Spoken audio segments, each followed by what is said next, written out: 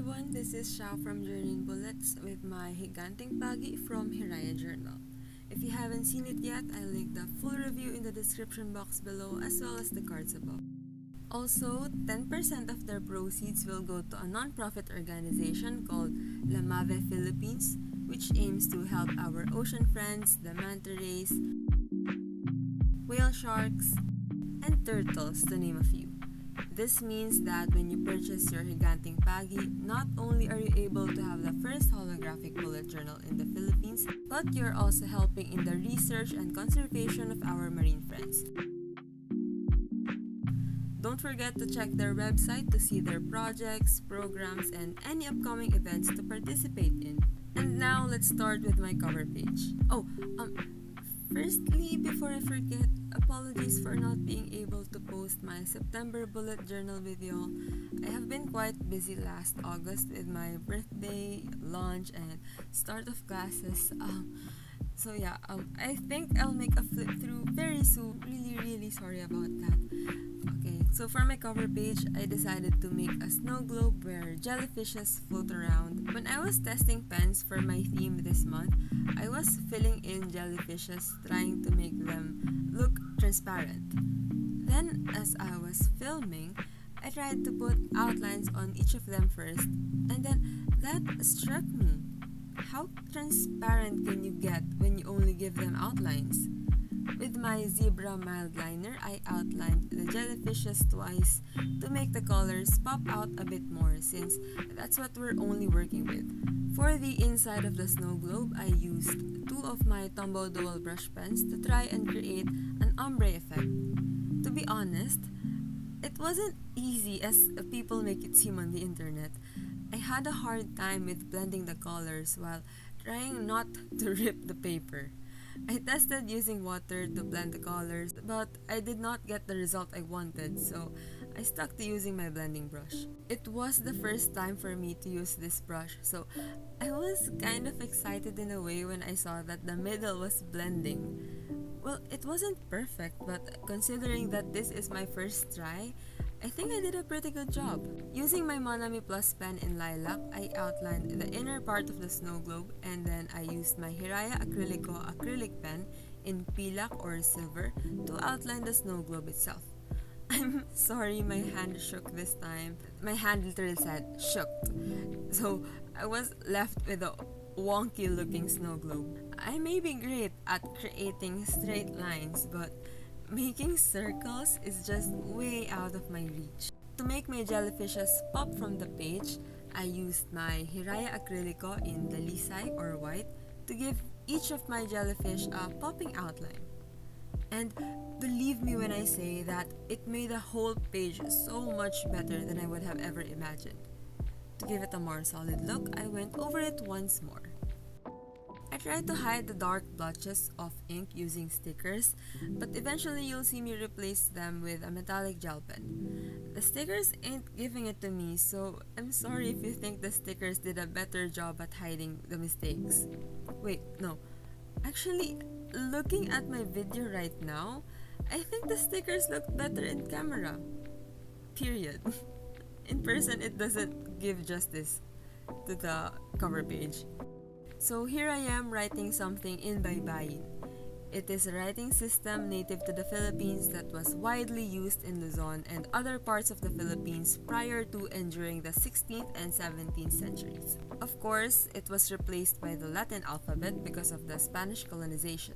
So yeah, the word baybay means to spell, and there are 17 unique characters to this writing system, 14 of which are consonants and the remaining 3 are vowels.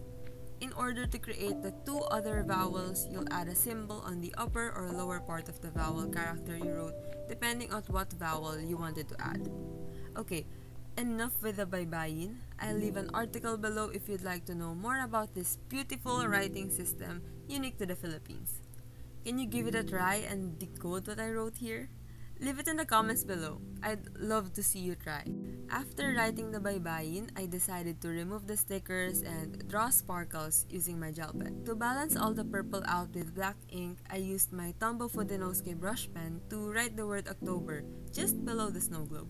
And here's me attempting to create a fancy heart, but ended up with this.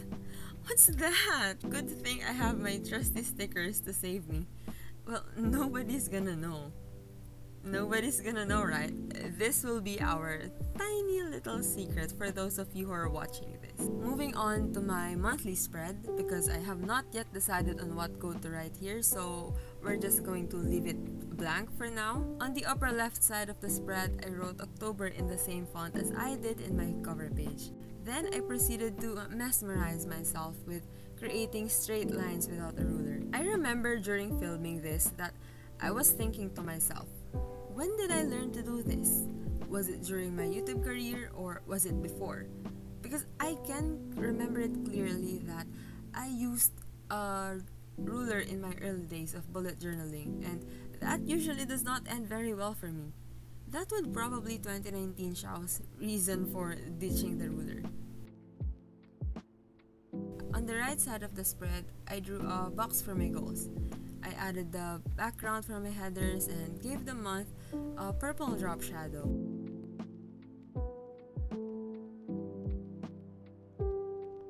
And now we proceed to outlining the jellyfishes. If you are enjoying the video so far, it will mean the world if you would subscribe to this channel and maybe dropping a like and comment. I am aiming to reach 2,500 by the end of the year, so yeah, please do subscribe and let me know what you think of this theme. I once again tried to make a fancy long heart, and I think it looks better than the first one I did, so I didn't patch it up with a sticker anymore.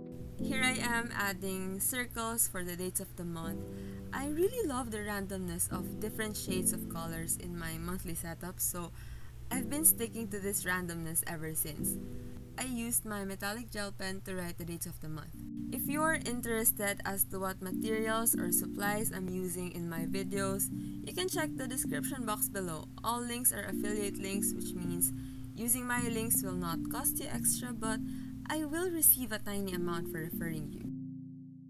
To have a bolder header, I used my acrylic pen, then switched to my gel pen again for the sparkles across the page. And now let's go to my expense tracker. Initially, this spread would be allotted to my habit and mood trackers, but more on that later. I used my mild liner to write out my header for this one. I did this so the headers would not feel that repetitive, if you know what I mean. I then proceeded to outline it with my gel. Okay, so this is the first expense tracker you'll see me create in this channel.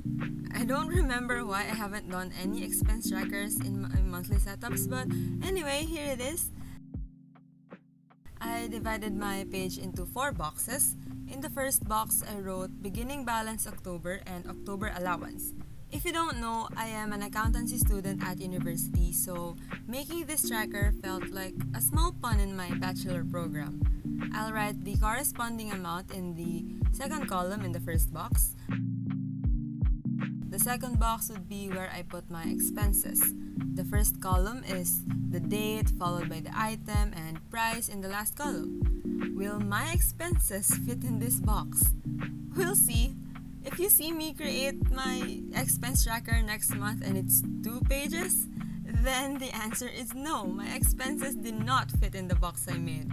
Well, I'll try my best to fit all my expenses in this box. I'll try to save a lot of money this month. In the third box, I wrote ending balance October allowance and ending balance allowance in total.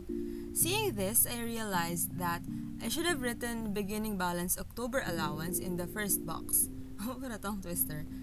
I divided my fourth box in 3 sections where I will put my significant purchases at the first row and some reminders at the second row.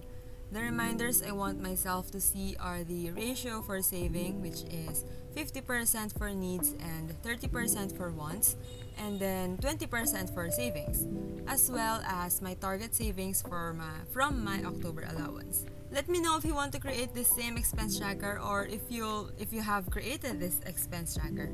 And if you have questions, I'll gladly answer each of them. So here I am creating my gratitude log for the month. I find it fascinating that most of the things I write in my gratitude logs are about food. If you'll ever see my gratitude logs in the past, you'll notice that I am always thankful that either I have fries from McDonald's, macaroni hot pops from Popeyes, eating Korean barbecue with my friends and family. It's just that when I am thankful, it's mostly revolving around food. What about you? What are you most thankful about today? Anyway, for this month, I used 3 shades of purple to make an eye-catching and satisfying gratitude log. Moving on to the next page. So initially, this is a full spread brain dump page because I decided that I won't use any habit and mood trackers this month, just like I did in September. But I thought habit trackers are easier to track than mood trackers. Plus, they will give me a sense of accountability once I fulfill a habit. For the whole month of September, I outright did the habits I usually have a hard time tracking.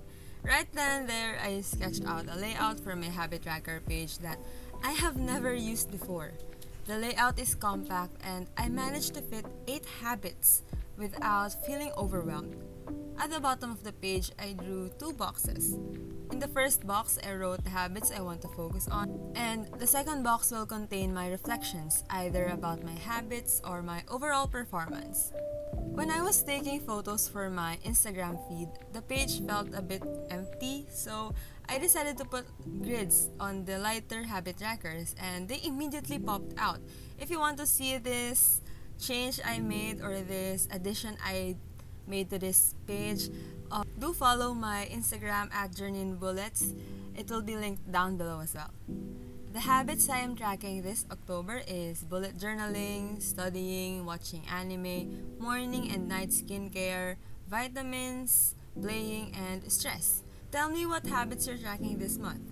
On the right side, I drew a big box for my brain dump, nothing fancy, just a big box for my thought. I wrote brain dump at the bottom right side of the page so it won't bother me that much when I'm brainstorming. Lastly, here I have my first weekly spread of the month. Of course, I want all of the days of the month to be in the same theme, whether the last day is in the same week of the last week of the prior month. Does that make sense? I hope it makes sense. I hope I make sense because it's 2 a.m. already, so yeah. I made 8 boxes for the first week of October. These are 11 by 11 squares with 2 squares in between for the space.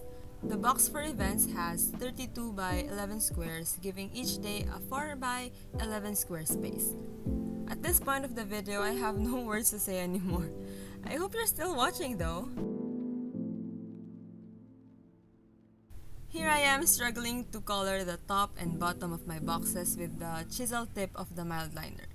I haven't used a highlighter chisel tip in ages, so yeah. I color them in a random pattern once again so it won't be too formal looking. I don't know what it's called.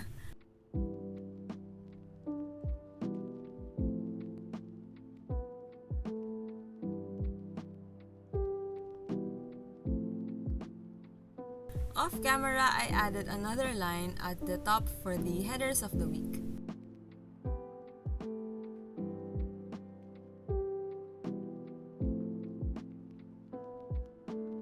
I almost wrote sun for Sunday there. Good thing I immediately noticed it, so I was able to transition it to sat for Saturday. I purposefully left the upper left side of the spread because I'll be putting something there, so stay tuned for that in my Instagram stories.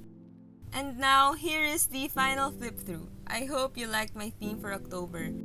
Let me know what you think of this theme by commenting down below. Also, leave a sparkle emoji in the comments so I know you reached this far. Do support Higanting Pagi and Hiraya Journal in the description box below. Don't forget to hit the like and subscribe button so you won't miss on any of my uploads. I'll see you in my next one. Bye bye!